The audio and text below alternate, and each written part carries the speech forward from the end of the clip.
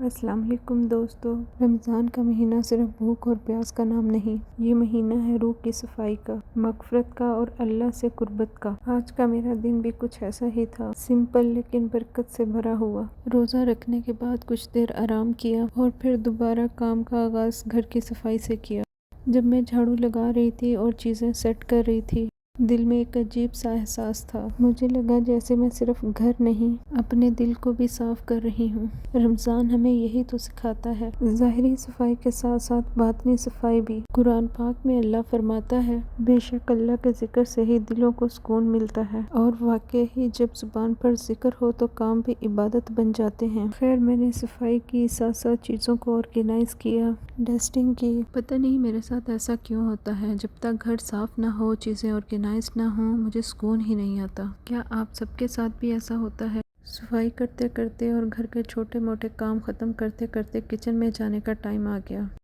आज इफ्तारी में मैंने बनाए एग फ्राइड राइस, उसके साथ मंचूरियन, समोसे और रोल फ्राई किए, और एक साथ रिफ़्रेशिंग मिंट मार्गरीटा भी साथ बनाई। एग फ्राइड राइस में मैंने चिकन शामिल करनी थी, जिसको मैंने बॉयल होने के लिए चूल्हे पे रख दिया।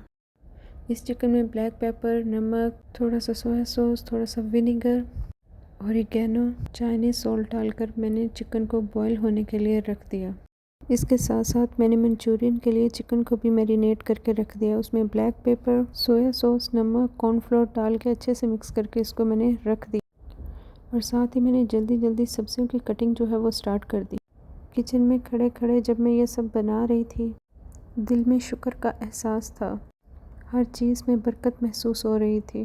रमज़ान हमें शुक्र करना सिखाता है, उन छोटी छोटी नेमतों पर भी जो हम रोज़ इग्नोर कर देते हैं।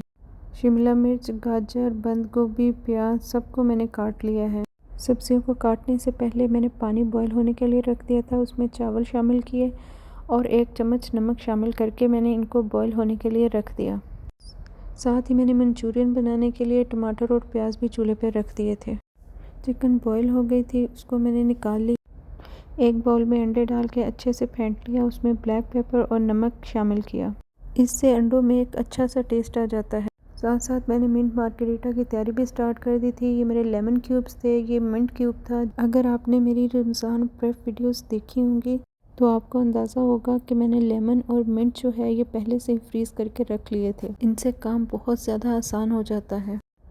मेरे चावल भी बॉयल हो गए थे, अंडे भी फ्राई हो गए थे। अब मैंने मंचूरियन के लिए शिमला मिर्च, प्याज को हल्का सा फ्राई किया। जो चिकन मैरिनेट करके रखी हुई थी उसको भी फ्राई करके निकाल लिया। इन सबको हम मंचूरियन की सॉस बनने के बाद उसमें ऐड कर देंगे। अब मैंने प्याज लिया, इसका हल्का सा कलर चेंज होने तक मैं इसको पकाऊंगी। फिर उसमें बॉयल चिकन डालकर मैं अच्छे से उसको भून लूँगी।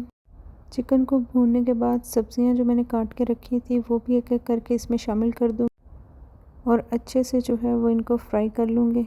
साथ ही मैंने black pepper, soya sauce, vinegar, dark soya sauce, oregano, Chinese salt भी डाल दिया, और लास्ट में बॉईल किए हुए राइस इसमें मैंने शामिल कर, और हमारे मज़ेदार चाइनीज़ राइस तैयार हो गए।